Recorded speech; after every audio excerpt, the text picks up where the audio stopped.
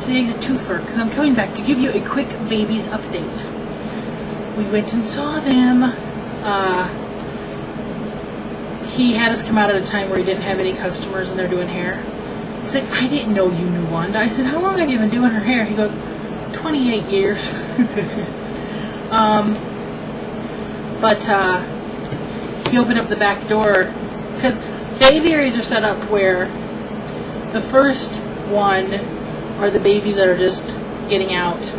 It's the smallest of the aviaries. But there are doors that open to the next one and the third one, which are the birds that are more flight and can get around and eat seed and all that stuff. And he says in the winter time, if he hears it's going to be a hard winter, he keeps them through the winter and lets them go in the spring, and he'll open up all the doors in the aviaries, and they have one big, huge aviary to fly around in. Today when we got there, he had just been brought, he had a box with 5 tiny little wrens. Those babies are just teeny, teeny, tiny. And as soon as they heard you look in there, they were all like, give me food, beep, beep, beep. And then he had another box with 3 tree swallows, which he had to look up because he had never done tree swallows before. He'd done other kind, but not that particular breed. I know the parents of one of those 2 batches had gotten killed by a cat, and that's why they were brought to him. I asked him how many years he's been doing this, and he said 10 years.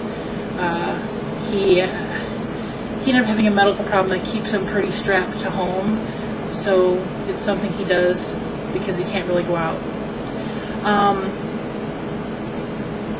He opened up the back door and went out. He was making their food when we got there because he knew we were coming out, and he puts it in a big syringe and he measures out so much, and here they come flying to him. I was down on him, wanted to be. They knew what that meant.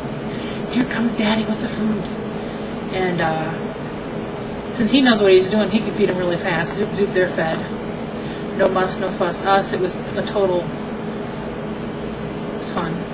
And then they came in and were sitting and walking around on me and nibbling on me, and they like to give kisses, and they get so big. And I said, do you happen to know the sex of them? He goes, I know which is which. I said, okay, who's the male and who's the female? He goes, you're right, there is one of each. And he goes, the big one, who I always call he, was really the she. And the little gimpy-toed one, who I refer to as she, is really the he. So I had him totally backwards. I thought of that. I'm like, watch the big one be the girl. After me. And it is. The big one's a girl.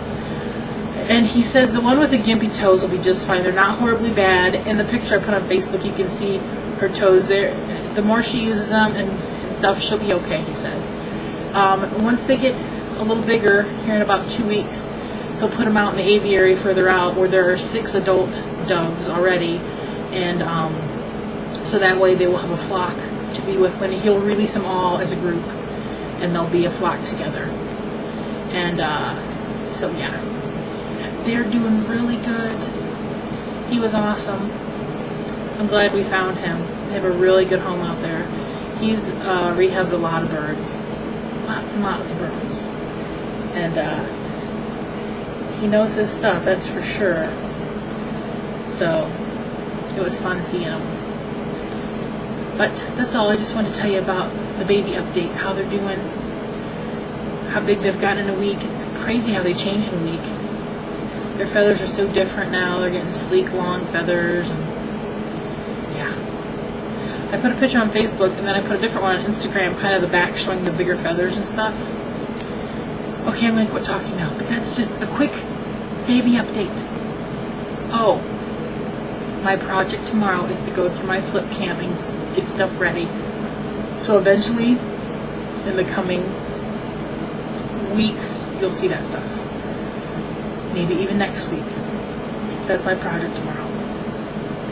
So, bye.